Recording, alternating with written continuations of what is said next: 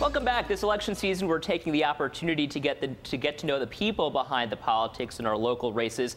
And this morning, we're joined by 60th Senate candidate Charles Swanick. Mr. Swanick, good morning. Thanks for joining us. Good morning. My pleasure to be here. So we were just discussing, you're a lifelong resident of Western New York. Tell me about that. Yes, I've lived here all my life. High school, graduated from the University of Buffalo, received a degree from Cornell University's Labor Studies Management program, and worked for the railroad industry up to a point where I got elected as a county legislator in 1980.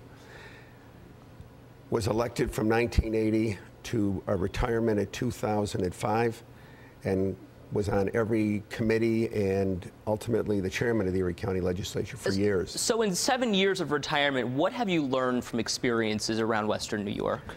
Well, I think like everything, we struggle. Either it's the economy, it's jobs, it's the taxes, it's the cost of living here.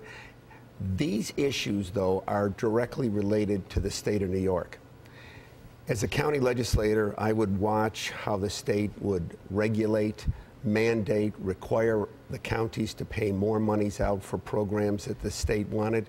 And to be honest with you, the county of Erie right now is about 85% mandated by the state of New York. So if we're going to make any change to the way things are in Western New York, it's got to come out of Albany. It can't come here out of Western New York. What are you suggesting in terms of the struggle here in Western New York? It sounds like you're alluding to many people are simply struggling. Obviously, many people are in these tough economic times.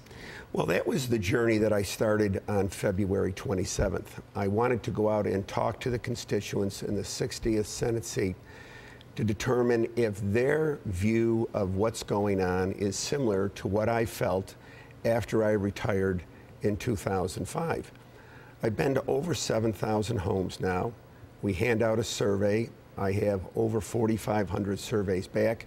It's very clear that they understand the struggle that Western New York is under. The middle class in Western New York has not had an easy time of this thing. I'll tell you the issues that they've told me, and I concur with these issues. It starts out with the economy in Western New York and the jobs that aren't here.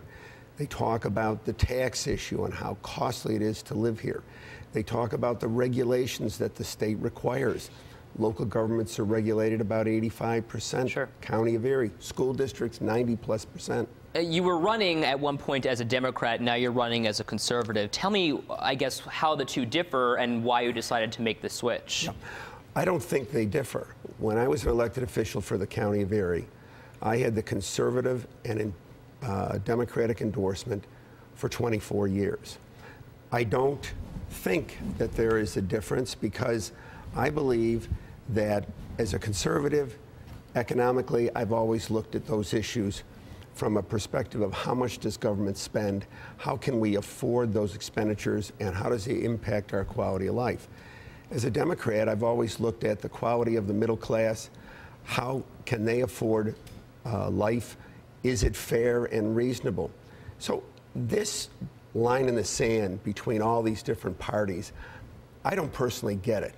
I think there's some common sense that should stand out, that people tell me what they view as important, and I simply am the one to carry forward their message and be their voice. Sure. In state government. Aside from the economy, which obviously seems to be your big talking point, what is the other big issue that affects you and ultimately Western New York? Well, I think when you look at the issues of the economy, the fact that people are leaving Western New York, people are leaving the state of New York, our industrial base is declining, jobs are going outside of New York State. They're not necessarily going to China, they're going to Michigan and Pennsylvania and Ohio. When you look at the overall cost of state government and what they require, their mandates, it forces the cost to do anything in New York much higher than any other place in the nation. And so if New York plans on being competitive and to bring some of this back and certainly turn Western New York around, sure, then it's got to look at what it can do to begin to reduce down the costs and get in line with more of the states. One final question for you. As a former Democrat running on the Democrat line, now a conservative, who do you support for president?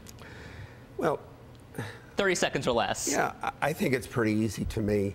I think I look at someone who's going to help the middle class, someone who understands the middle class, and someone who has been able to move an agenda for the middle class during a very difficult time. So is that Barack Obama? I'm going to support President Obama. All right. Mr. Swanick, thank you so much for joining us this morning. And remember, for the latest on our local races, you can always check out the On Politics section on WIVB.com. There you'll find candidate profiles as well as the rest of our Winging It with the Candidates videos. And